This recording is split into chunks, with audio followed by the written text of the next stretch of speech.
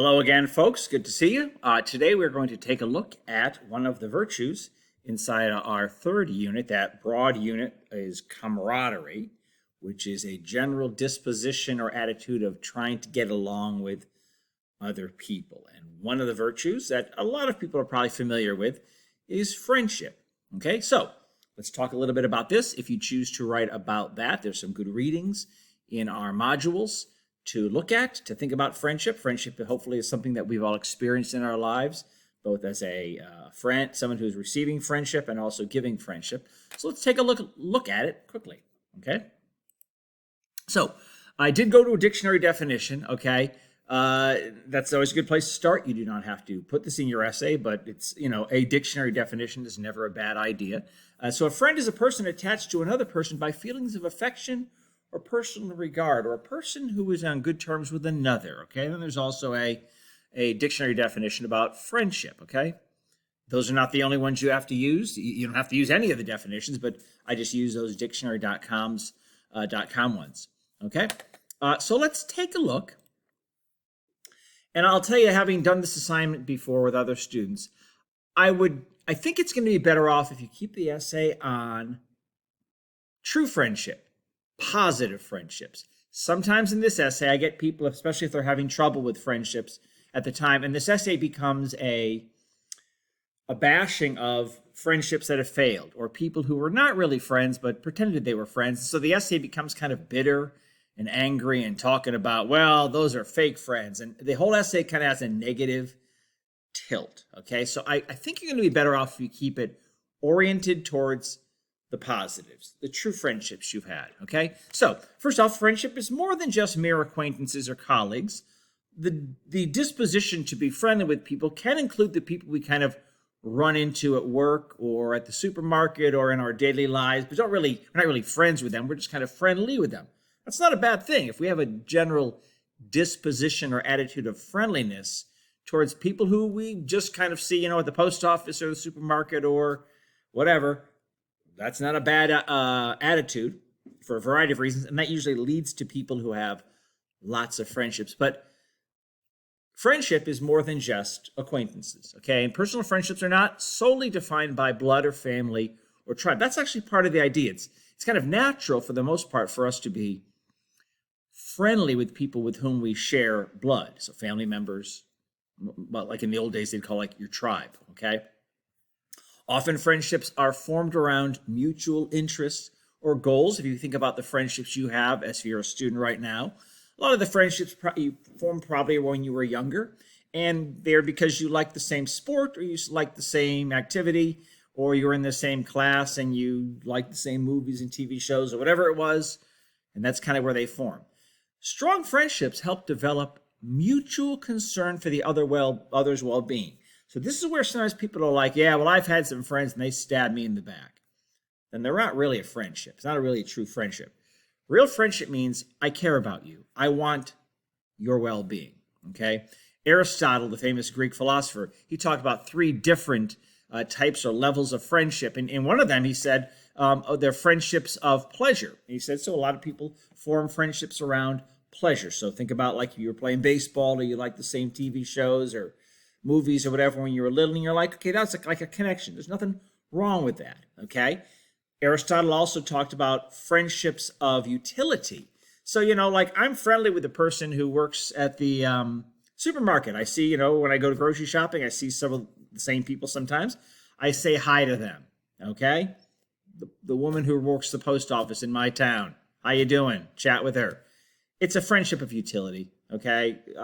I'm not saying we're using each other, but I'm friendly with her because, well, she gives me my mail, or the person at my supermarket or the pharmacy because, well, they give me the stuff I need, but it's utility, okay? There's not really any friendship. The last type of friendship that Aristotle talked about was when people have the well-being of the other person in mind, okay? So it's friendship of virtue, okay? There's our word.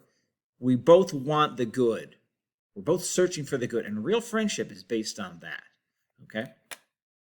So if you choose to focus your essay on the your personal life and friendships in your life, you can certainly do that, okay? So we might want to think about, and you can certainly use examples of why is it important that we have in our life true friendships, that we develop them, that we can maintain them, okay? So first off, there's a lot of reasons. These are just a couple reasons right here. But sometimes just in terms of like getting through life can be hard. Sometimes it's good to have a network of support and to be in a network of support for other people besides our family. Our families are important, okay? And I'm not saying we have to be friends with everybody in the world. We can't be best friends with everybody. But if we have a lot of people with whom we are on good relationships, when life is tough, we have a network of support, okay? It also helps us develop a sense that there's good in other people outside of our tribe. So think about people back in the prehistoric times, huddled in their cave. These are the people I live with. The rest of the world, I don't trust them. I don't know them. Everyone else is dangerous. That's not a good world to live in. It's good to understand that I can be friends with people, not just because I'm related to them. Okay, I can have affection for them and care about them. Obviously, friendships provide opportunities for joy and happiness, which is really important to be in a world where we're happy and joyful and enjoy this time we have on earth. Friends provide that. That's a essential idea. People who are happier generally have solid friendships they can share with other people, okay? And it's also good in terms of our personal lives to develop a spirit of concern for others we aren't obligated to care for. That's actually it's a good thing, kind of helps us get above ourselves. So we might say, well, I have to take care of my family members because I have to. They're family, okay? My grandparents, my parents, if I have children, spouse, brothers, sisters, well, you know, I didn't choose them, but they're my family. And there's nothing wrong, by the way, with having friendships in our family. We should be on friendly terms with our family. It's also good and maybe a little bit kind of like ennobling for us to be like, you know what, there are people who I aren't obliged to care for or obligated to care for, but I do. That's good. And you know what, maybe when I need help, there'll be people who help me. So that's not the exclusive list, but that's a good list of some ideas. So if you want to pick different areas of your life where friends have been essential to helping you or where you have had to grow as a friend by helping somebody else, you can certainly pick 3 of those areas if you'd like, okay? If, as we're moving throughout the semester, you want to get a little bit beyond just the self, you might want to think about why is it important in a healthy society to have a lot of friendships, okay? So I want to have a lot of friendships because it makes my life happier, but it's actually better off if a lot of the people around me also have friendships, even if they're not people I know, okay? It's generally good to have a society where there's a lot of people in our society who have concern for those outside of their family obligations, okay? A society where there's more networks or connections between people allows for a society to have like more networks to deal with societal issues or concerns. So here's just any example that a lot of us have probably experienced. You probably have had emergencies in your community, and there'll often be like a fundraiser for a family that's come upon hard times, an illness, a natural disaster, whatever it is. And some people might say, hey, listen, we're having a fundraiser for this person. And I might go, well, I don't even know that person, but I know you and you know that person, and you're doing a fundraiser for them, a dinner or whatever it is, a raffle. And I want to help out because I know you. I don't know the person I'm helping, but I know you, and I value your relationship with me, so I want to assist there. Suddenly we have more people, if we multiply that throughout society, more people who can help that family or that person who's in need, okay? It also creates a general better attitude about others, even those we might not know. That's really important, okay? A lot of people live in a world where they're like, I don't trust anybody. I can't trust anybody. I've been hurt by the world, and I'm sorry if that's happened, okay? But generally, a society is better off when there's more of us who say, you know what? I care about other people, even people I may have never even met. Okay, I hear about them.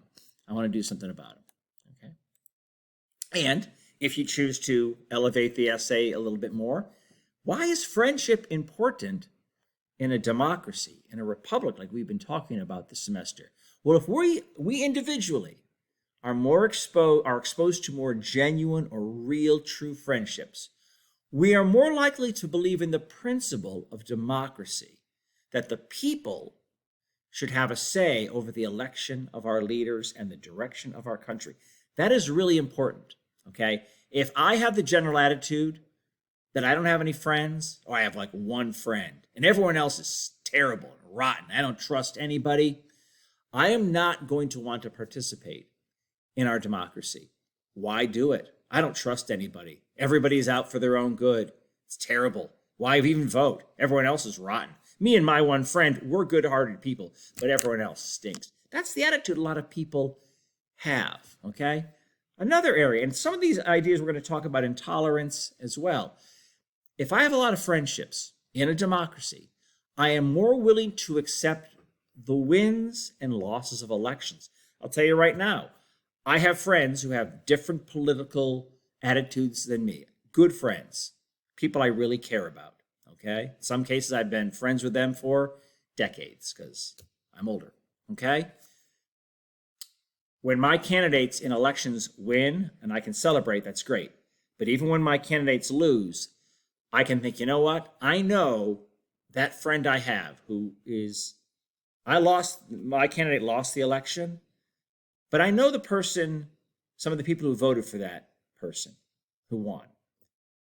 And he's a good person. I may not like the candidate, but I like the person. And I'm more willing to accept the ups and downs of elections, okay? Because I go, well, you know what? I know my mother or my friend or my father or whatever, they voted for this candidate. Maybe there's something human about that other candidate, okay? It's very easy, and we'll talk about that intolerance as well. And also, we're more likely to voluntarily join civic organizations, which will be the fifth essay, that exist to address an issue. If I feel that people in general are good and I can get along with other people through real friendships, I am more willing to participate or join with them in working to solve problems, whether it's in a club or a church or some kind of organization that works to help promote the civic good, okay? So finally, if you select this essay, you may talk about the importance of friendship in your own life. You can certainly talk about specific instances when you assisted a friend or when some friends assisted you. You can talk about how these friendships have grown. Maybe you've had friendships that you've had for, a decade, more than that, okay? You can talk about how they've kind of developed, where they start with. If you want to go on the right-hand side of the screen and you want to discuss how these friendships have helped make you more aware of the needs of others, that's a valuable thing. If you want to, you can do that. If you want to examine how and why our society is better off when we have more friendships, you can do that. And if you want to talk about how, in a paragraph, why having friendships helps create a healthier republic, a democracy, you may also do that. Okay? I don't have a slide in it here, but you can certainly make sure if you're having any stories or examples that you need to cite from, that you have good in-text citations, works cited and rough draft, all those good things. Okay? Best of luck.